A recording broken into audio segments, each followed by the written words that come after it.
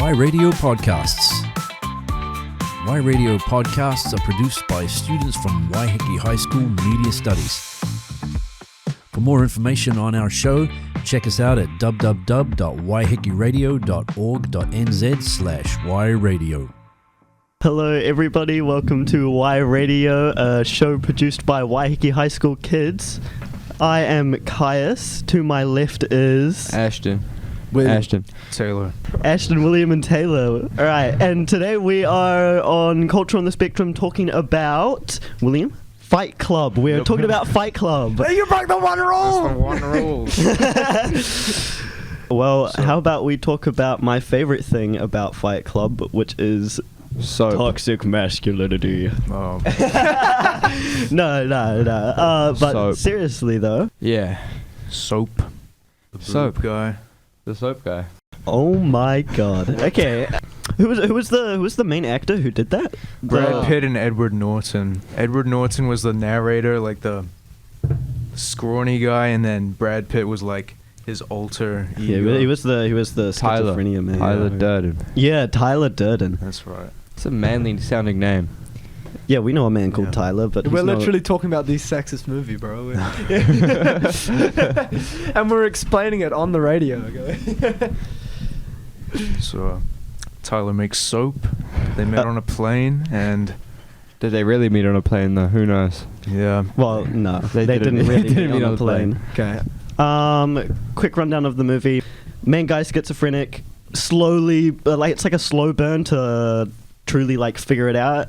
I think probably one of my favorite scenes in the movie is him chasing down himself Yeah. and going to all the bars Yeah. and everything like that and slowly figuring it out. That's probably one of my favorite aspects of the movie was the actual reveal. I like when he's like looking at himself. We get like the shortcut of him in the security camera, and he's just like punching himself and going downstairs on his own.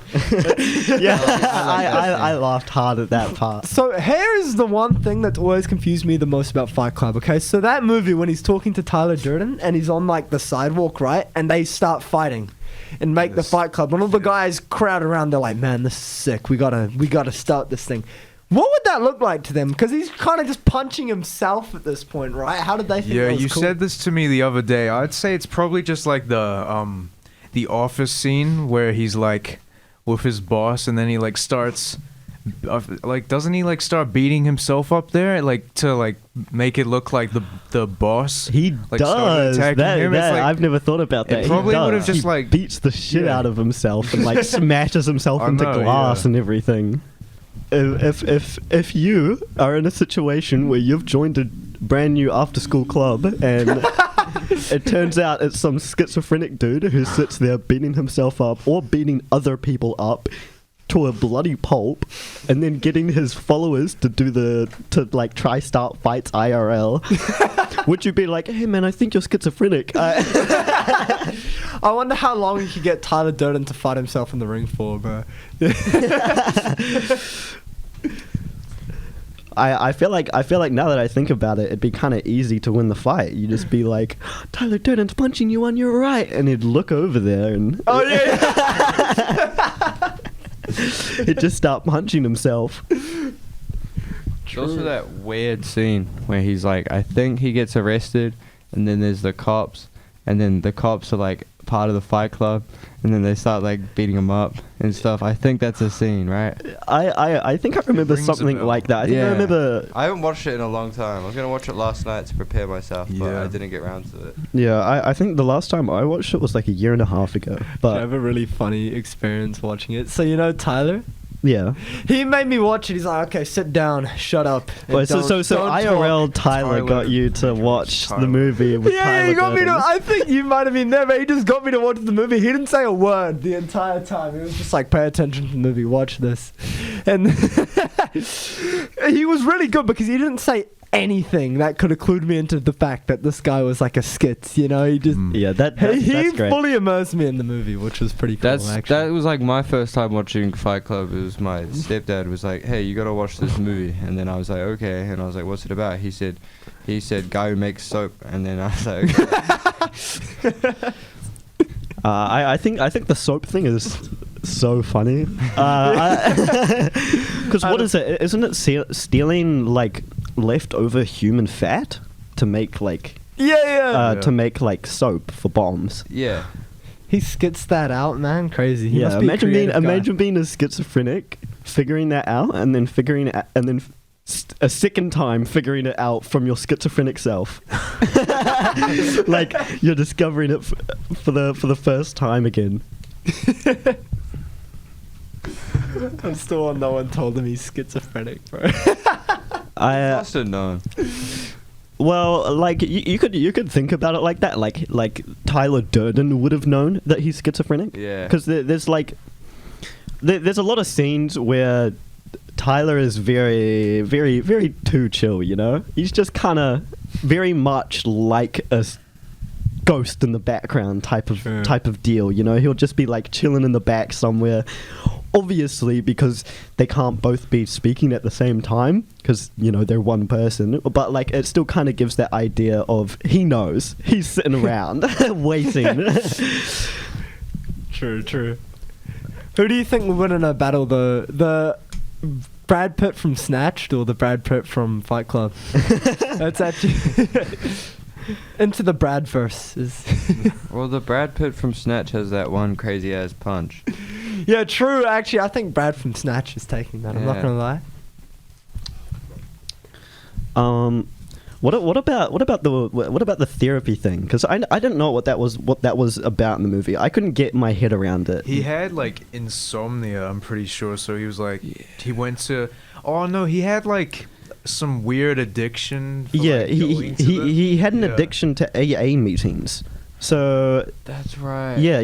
That's So he spends his time at like the like And men with like testicle cancer and stuff, and people with like brain tumors. But I never got that point of the movie because I was like, what is it really trying to show here, aside from like, you know, maybe foreshadow he's got bull cancer or something. I never got that part of the movie. It always weirded me out a bit, but I think it was there just to say like, yeah, he's unstable. Look at all of the AA meetings he's going to. There was also that girl who was also addicted to them as well. Yeah, I'm also confused how she didn't realize that he was No, schizophrenic. she did. No, Or was she also schizophrenic? I don't think so. she told him at the end of the movie. She's like, "You're really mad one moment and you're all good the next. What's going on here?" Oh, yeah, And that's true. She notices, but she doesn't like say it. She doesn't go like, "Hey, you need help, man." He shoots himself trying to You're blow like up you're banks. like starting a cult and doing all of these terrorist attacks and terrible things. No, you're just mad one moment and fine the next. I don't know. I do think she was a really good character though. I liked her a lot because it was good. It was a good like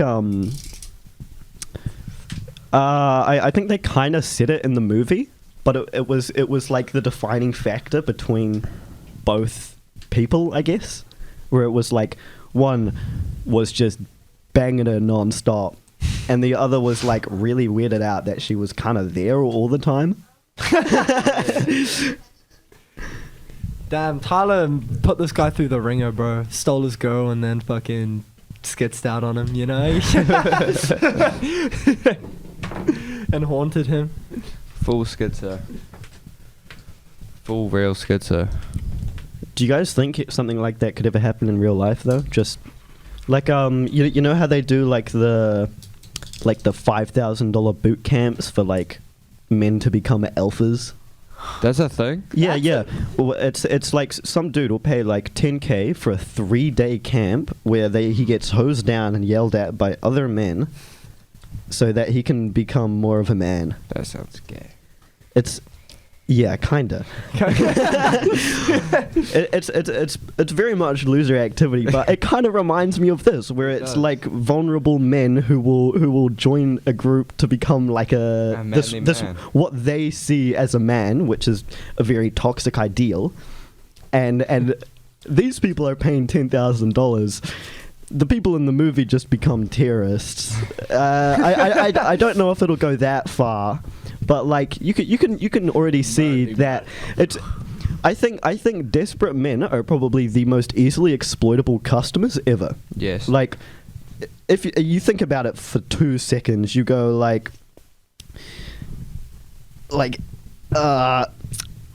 you think like all of these like big, I'm a strong male, you should lead in my example, like Andrew Tate, right? He has his course on how to make money. he has the Hustlers Academy, which is like $50 a month, and you'll sit there and make YouTube shorts about him. And that's how you make the money. But yeah, that's literally what they tell you. They tell you you make like 5 YouTube channels, and you just start posting podcast clips, and you post like 50 a day. I saw one of one of them will go viral. Yeah, I saw one of some guy who made like $80,000 a month posting Joe Rogan clips onto 5 different TikTok accounts.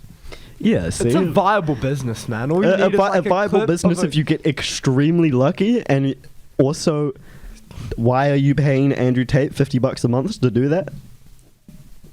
Yeah.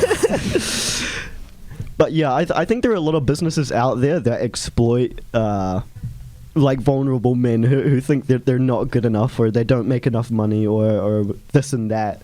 It's a very toxic mindset to be in, but it's a very easily exploitable one. I think it does speak to the point of the movie a lot, where it was like you can see that in one of the side characters, that dude who had testicular cancer and felt less like a man, joining the Fight Club. Yeah. To like kind of fulfill himself a little bit. What was his name? I'm trying to remember his name. I'm not remembering his name. I'm trying to remember his name. You can. I don't know how to Google. Yeah. Okay. I don't either. It's fine. Yeah, but that's like a good example to show like, yeah, these things happen because men have a preconceived concept of what it means to be a man, and it's very outdated and lame, really. True. Now we need to talk about The Godfather, and we're perfect. I always fall asleep during The Godfather. But I've never watched it, man. You've never watched it? It's honestly pretty good. All right, I think we're gonna wrap it up here. This has been Culture on the Spectrum on Y Radio, and goodbye. Yeah. Goodbye. Thanks for listening to Y Radio Podcasts.